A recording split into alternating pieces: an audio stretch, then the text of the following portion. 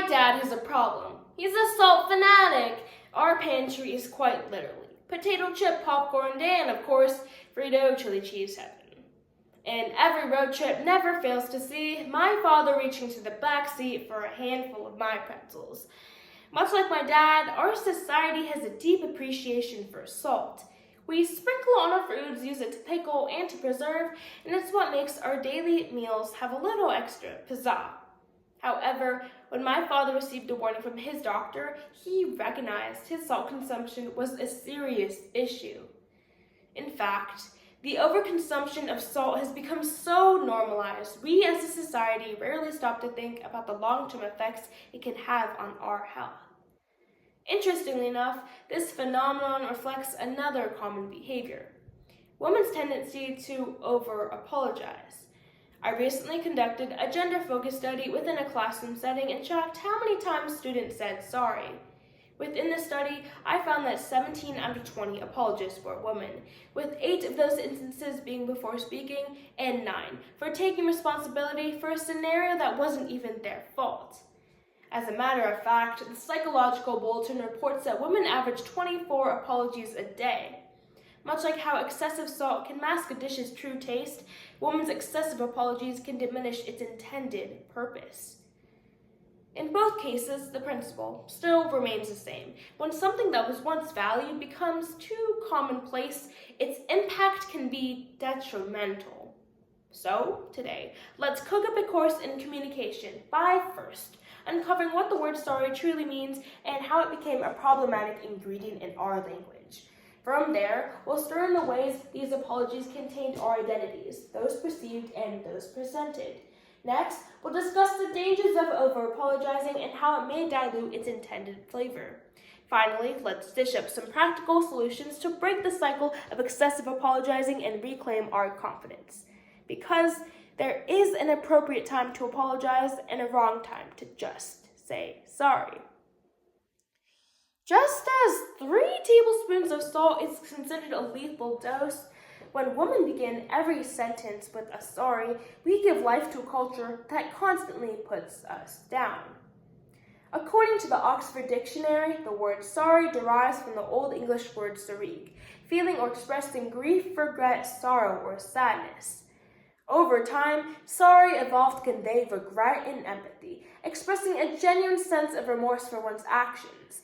But the impact of sorry has faced issues when it becomes overused or insincere. So why do we offer an apology? Psychology professor Amy Castro reports that there are 4 main reasons why individuals apologize. 1, to restore self-worth to someone whom they may have wronged. 2, to make the apologist feel better. 3, to show vulnerability by admitting to personal flaws. And 4, to diffuse tensions and appease the other party. While these are all valid, women have added an additional reason: to apologize for everything, or chronic apologizers. You've heard it too. Often we hear phrases such as sorry this may, or sorry but I believe that, or sorry, replacing an excuse me. Our society encourages men to be strong, confident, and unabashedly committed to achieving their goals. On the other hand, society encourages women to be kind, pleasing, and accommodating. Essentially, they're taught it's not acceptable for them to appear as overly ambitious, confident, or strong. History pinpoints the Victorian era, where women were encouraged and praised for being gentle, modest, and apologetic, setting a precedent for future generations. This might explain why the University of Waterloo posits that due to deep societal conditioning, women's belief that their behavior is more offensive compels them to apologize even when no offense has occurred, ultimately invalidating women as professionals. While salt provides essential electrolytes for our body, having excessive amounts of it can be detrimental. Similarly, when women apologize too often, it too can be inimical. As Dr. J. Vai, a renowned psychologist, explains, by using phrases like sorry but before sharing your thoughts or opinions, you're sending a message that often undermines the validity of your statements or implies that you lack confidence in expressing yourself. A clear example of this can be shown by pro tennis player Naomi Osaka.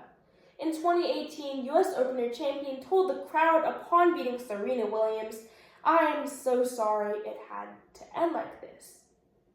What should have been a moment of joy and the highlight of her career, Osaka felt the need to publicly apologize because her achievements overshadowed another. This reflects a troubling reality. Even in victory, women feel the need to minimize emotions and successes for the comfort of others. In an Atlantic article, The Confidence Gap, the author states a lack of confidence informs a number of familiar female habits. Take the penchant many women have for assuming blame when things go wrong, while crediting others for their successes. This tendency amplifies feelings of inadequacy and reinforces the belief that women must seek permission to express emotions or to celebrate achievements.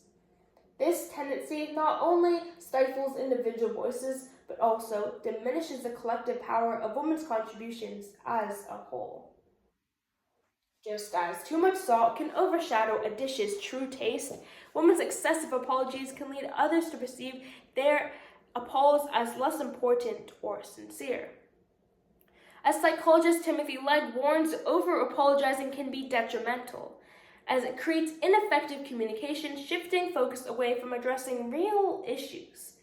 When saying sorry becomes a habitual response rather than a sincere acknowledgement of fault or regret, it may create a situation where sincere uses of sorry are faced with skepticism.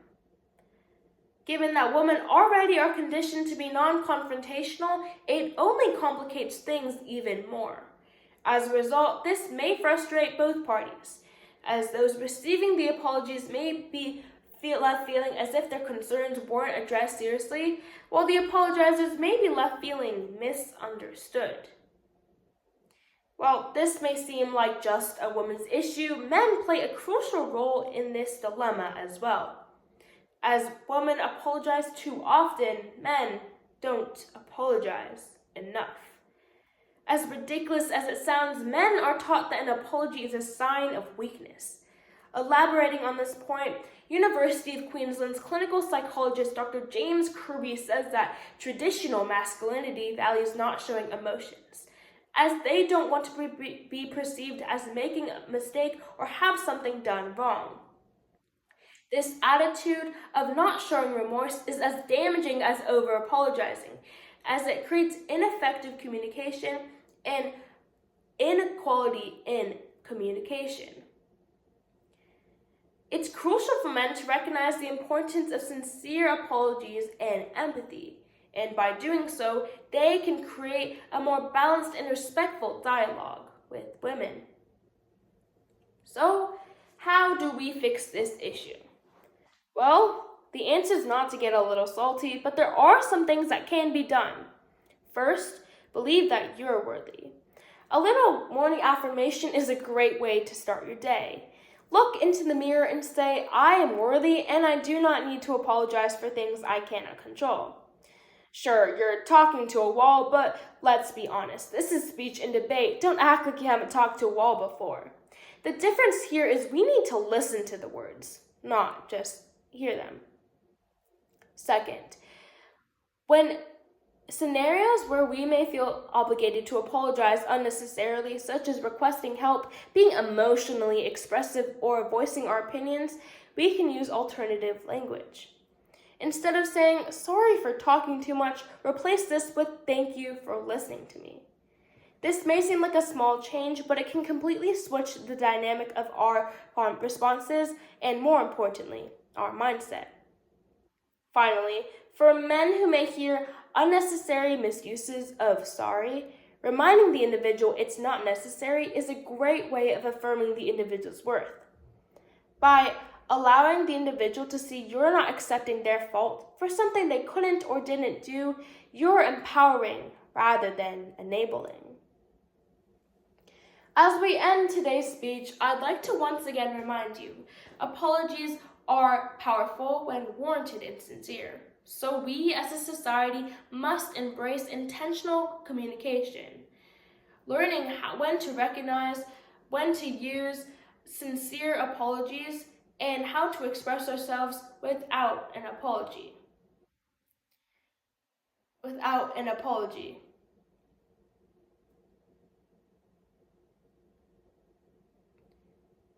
By doing so, we can create a culture that values authenticity and mutual respect.